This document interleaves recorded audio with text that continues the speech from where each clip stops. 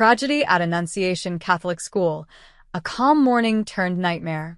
Minneapolis, August 27, 2025. What began as a serene first week of school mass at the Annunciation Catholic School turned into a chilling scene of devastation. Just before 8:30 a.m., a shooter fired through stained glass windows of the church, killing 2 children, ages 8 and 10, and injuring another 17 individuals, including 14 children and 3 elderly parishioners. The shooter, Robin Westman. The perpetrator was identified as 23-year-old Robin M. Westman, a transgender woman who legally changed her name from Robert in 2020. She had personal ties to the school. Her mother had worked there as a parish secretary until 2021. Armed with a rifle, shotgun, and pistol, purchased legally, Westman acted alone and ended her own life at the scene. A disturbing digital trail, the manifesto. In the early hours of the attack, Westman uploaded unsettling videos and a manifesto to YouTube, later removed with FBI assistance. These videos displayed disturbing imagery, an arsenal of guns marked with hateful messages against religious groups, political figures, and minorities, as well as condolences to past mass shooters. The manifesto included a handwritten 4-page letter to friends and family, expressing deep emotional pain, suicidal thoughts, and despair. "I don't expect forgiveness. I was corrupted by this world and have learned to hate what life is."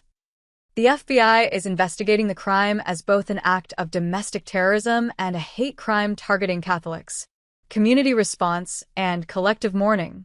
Police described the attack as an unthinkable tragedy, condemning the cruelty of targeting children. During Massachusetts, officials confirmed dozens of shots were fired, though no explosives were found.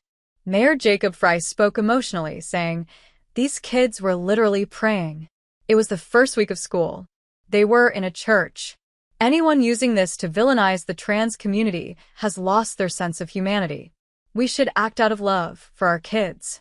Governor Tim Walz pledged state support and community healing, urging Minnesotans to come together. President Trump ordered U.S. flags flown at half-staff through August 31st in remembrance of the victims.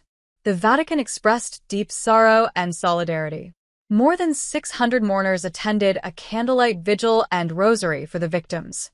In the words of survivors, a courageous 10-year-old survivor recounted that the shots sounded just 2 feet from him. "It was right beside me. I was like 2 feet away from the stained glass window. My friend got hit in the back. I was super scared for him, but I think he's okay." Another child, huddled in a classroom, said she and her friend were just praying everybody could be safe. A community shattered, yet united.